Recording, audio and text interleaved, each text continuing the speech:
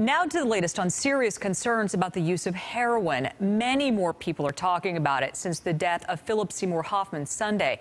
But as we showed you last night, heroin-related deaths in Erie County were up by almost half, from 20 in 2012 to 29 last year. Tonight, police, who are already teaming up to try and stop the rise in drug use, say users have not stopped, and they're in the suburbs as well as the city. News 4's Rich Newberg spoke with the region's top prosecutor. Rich, what's the U.S. attorney saying tonight?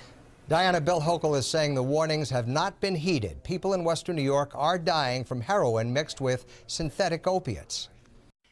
The deadly mix of heroin laced with fentanyl surfaced in Buffalo last summer after there were 4 overdoses and 3 deaths within a short time. Since then, the problem has spread beyond the city and the first-ring suburbs. Now even into the second ring and the larger suburban and, frankly, some of our rural communities of western New York. Recovering heroin user Jimmy from the South Towns told me how easy it was for him to come into Buffalo to buy heroin. I would just walk down the street and people would offer it to me, and I wouldn't even have to know anybody. They just kind of come up to me and offer me some for a cheap price.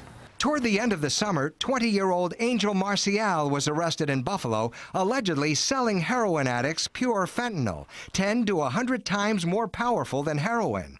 The arrest led to a rare warning by the sheriff to heroin users. If you bought drugs from this man, do not use them. If you use the drugs from this individual, your next dosage may very likely be your last.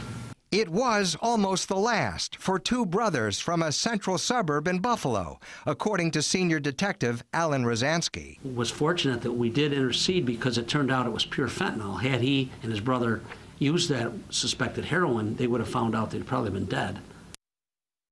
Senior detective Rosansky told me one of those brothers was an engineer whose life has been ruined by heroin abuse.